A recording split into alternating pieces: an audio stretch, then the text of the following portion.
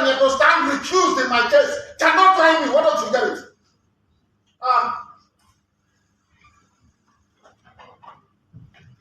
Give me your definite date for trial so you can do your mathematics you always do.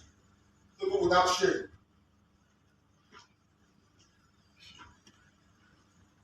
I have here before me for the benefit of Chief Awomolo because it seems he doesn't know the law. So I will tell him. This is national judicial policy of this country. Please give them a copy each. National judicial policy of Nigeria. National judicial policy. I will tell you what it says. Because you don't know, I will tell you. Talking about memo from the Chief Judge of the High Court. Judicial policy of Nigeria. 1C. I'm reading. Verbatim. In the performance of judicial functions, the judge is subject only to the law and must only consider the law. The rule of law in every common law jurisdiction in the world is that once an order of court is entered, the only way to set aside it is by going on appeal. That's the rule of law. You're a senior advocate, you don't know. I will go to see. A judge must not take or attempt to take orders or instructions of any kind from anyone, even the chief judge, from anybody that may influence his decisions in the performance of judicial function. It means that his lordship, having entered an order of court, a decision. Oh, ye do I call. Oh, Mary,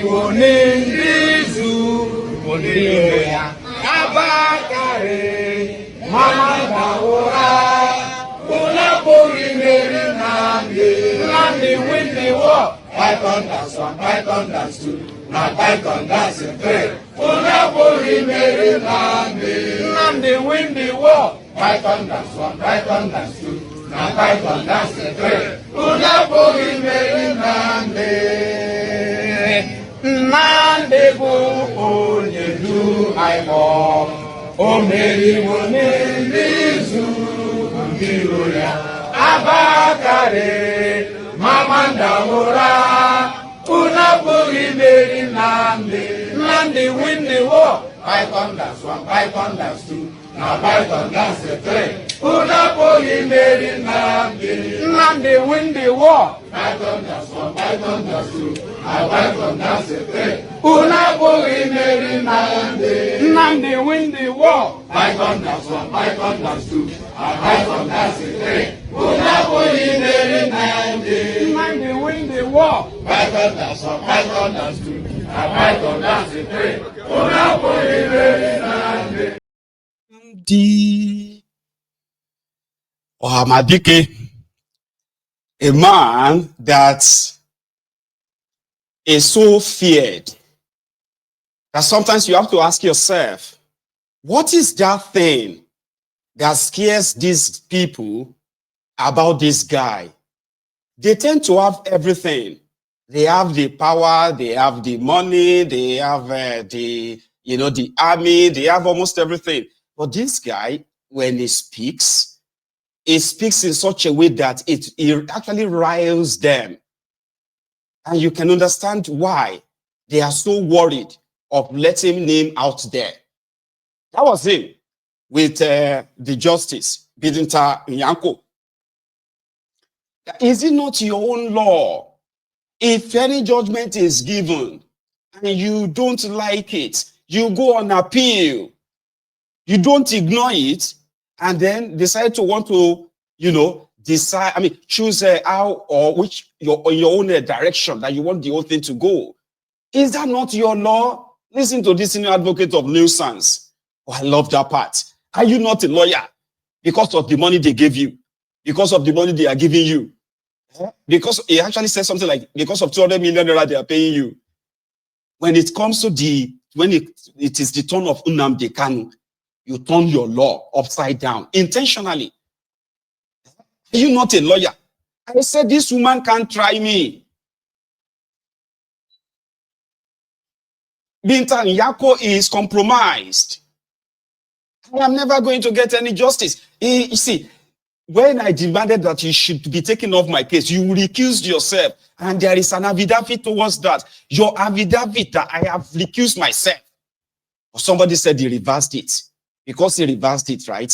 You are now going to sit on my case. Never, ever. It's never going to happen. You will not sit on my case. So this is the problem. Because according to Mazi, Nnamdi Kanu, he said, Binta Nyako is compromised.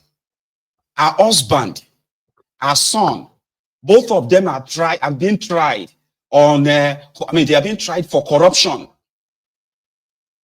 And he believes that, he has it on a very good authority, that this woman has been ordered to convict him. Who are those who are ordering her? It's obvious that she's compromised, no doubt. I mean, we all know that it's only when it comes to this Mazi Nnamdi Kanu that they always turn the law on its head. So you see that part I played for you was just so that I can answer the question of that person that said, oh, very cool guy.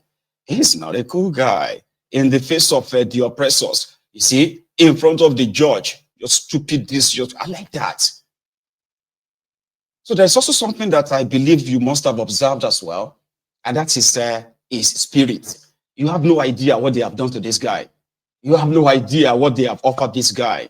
And no matter how much people who, see, we are dealing with two sets of people here, okay?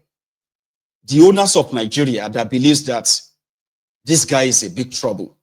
And it's not just the owners of Nigeria who are mere puppets as well. So they are puppet masters, the external interest, okay? The peaceful dissolution of Nigeria called referendum. I mean, peaceful referendum is not war. You understand? So when it comes to the turn of Nnamdi Kanu, they always kind of turn their laws over his head. So with all they have done to him, he has not been broken. His spirit is still there. And this is why so many people, maybe not so many now, the few people who really, really despise him are those who are either jealous of him or they are scared of him. These are the only two people that actually sort of openly, right, abuse Nnamdi Kanu. That is arrogant, is this, is that, and the rest. You see those ones who are afraid of him. Some of them are those who somehow belong to different political class. And when it is politically convenient for them, they wouldn't mind to have this Nnamdi Kanu beheaded in public, or hung, or shot, and what have you. They don't mind. As long as it is not, it is not going to affect their political advantage in the scheme of their things in Nigeria. There are those who are jealous of him. Most who are like, what is so special about him? You don't even know how this, you have heard some of them who pretended to be educated. The Efulefus, or the Efulefus. You know them? Those ones who pretended to be educated, but they speak all the grammar in the world to defend the oppressive system when it's convenient for them. So to some of them, they're just like, how did Nnamdi Kanu manage to have this kind of cult followership? In which to them is undeserving jealousy. So to those who are afraid of him and to those who are jealous of him, they have something in common. They want him locked away forever. And to him, when he has the chance of speaking out, this is how he usually kind of like bust it. This is what they are afraid of. So after that confrontation, like the exchanges, Nnamdi Kanu spoke to the press. An old man like this doesn't know the law. You don't know the law. I've got the petition. I have petition against Binta. I have petition against her. Nonsense. Nonsense. Why is it when it comes to my case, they turn the law upside down? They turn the law upside down. Upside down. Upside down. What is the rules? Listen. This is the laws of Nigeria. The prosecution, and this court doesn't know the law. That is the fact. Poor knowledge of the law is killing Nigeria. Poor knowledge of the law, they don't know the law. This is a federal gazetted law of Nigeria that says here that the chief judge of Nigeria cannot tell Binta and Nyako what to do. It's here. It's your law. Just obey it. That is why I do what I do. I agitate for Biafra. I agitate for Biafra, my right to agitate. My right. They turned it from treasonable felony now to terrorism. Stop talking when I'm talking. Sorry, sir. Because these people, they are fools. They think they can mess around with people who are not educated. I am an educated man. I can't show them the petition for the simple reason that if you show it, What the judge said was that the case file was. I don't recognize anything Binta Nyako said today for the simple reason that she has no jurisdiction to try me. None whatsoever. I came out of courtesy and respect. She stands recused from my case and cannot try my case. There are things that are happening in this country that a lot of you do not know. It is my duty to make that very, very clear to all of you today. Because the lies are too much. The lies are too much. I sent a petition to NJC. I don't want to talk about it. Justice Binta Nyako is using her position for personal gain. For personal gain. Her son and her husband are facing corruption charges. And they told them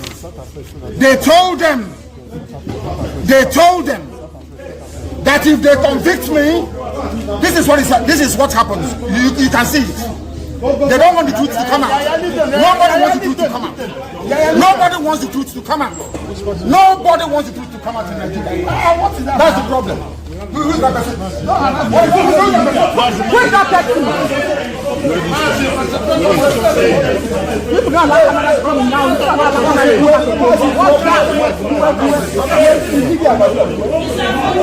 Binta Nyako's husband and son are facing corruption charges.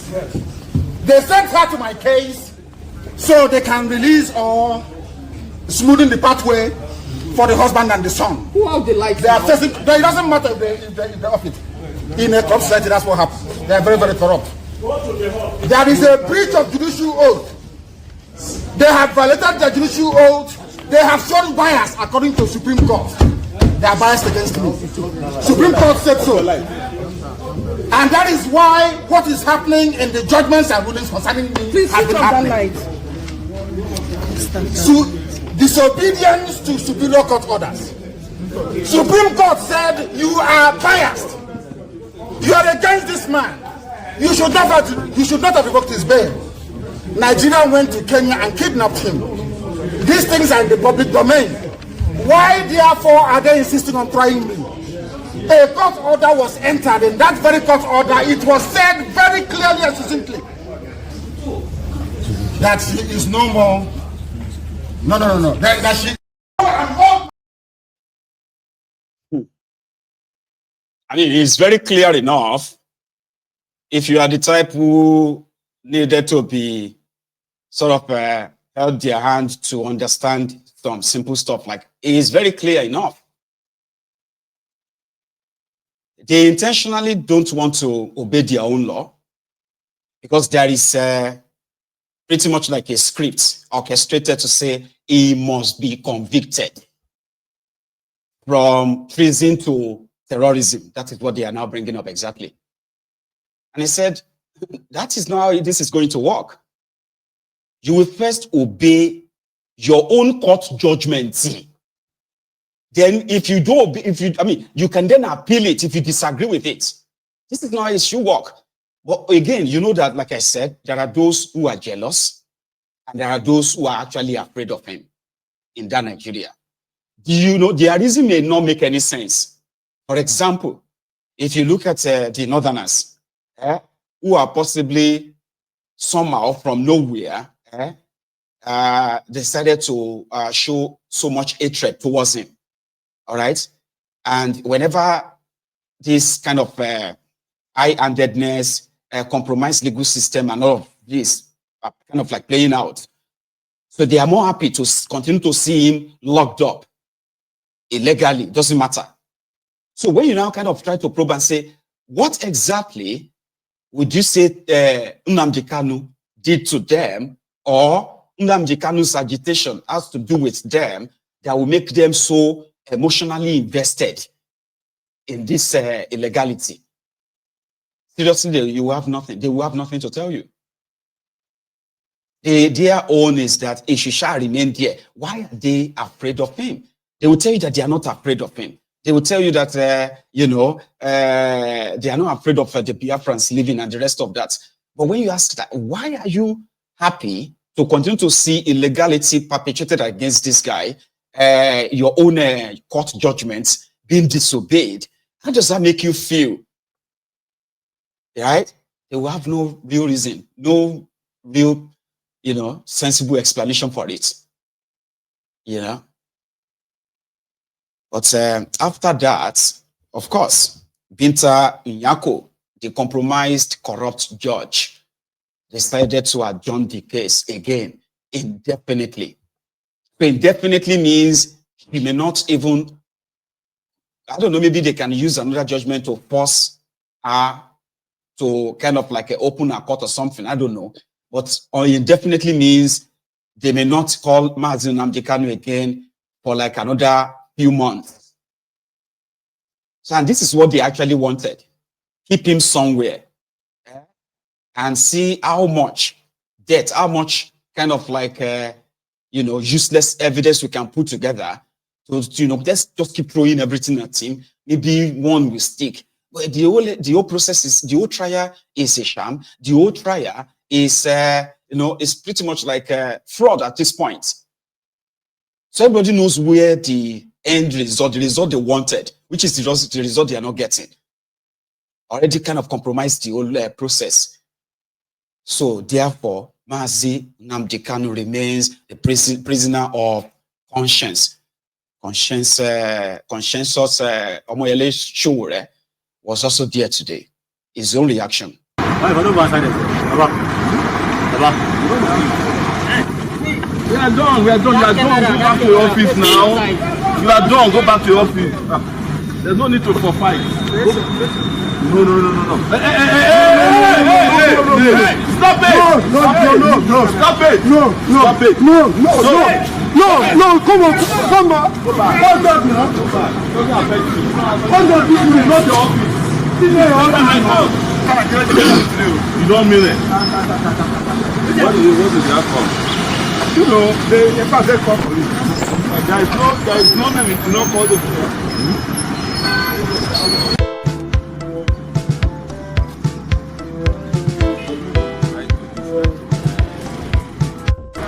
Sir? Okay. I'm not snapping.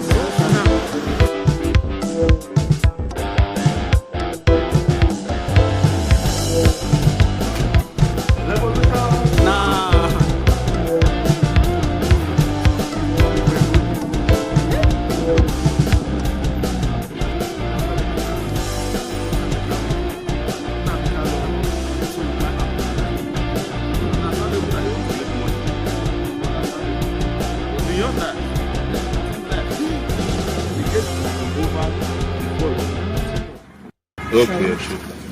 It's on now. So are we good? All right. Yeah. That's good. Yes, sir. How do you react to what happened in the court today? First and foremost, I like to let Nigerians know, even though I came today for even a personal court matter, and I hope to attend the DSS who are taking over this court to not allow me to the premises. But I've just been briefed by the able-led lawyers representing Nnamdi Kanu that he totally and thoroughly exposed the Nigerian judiciary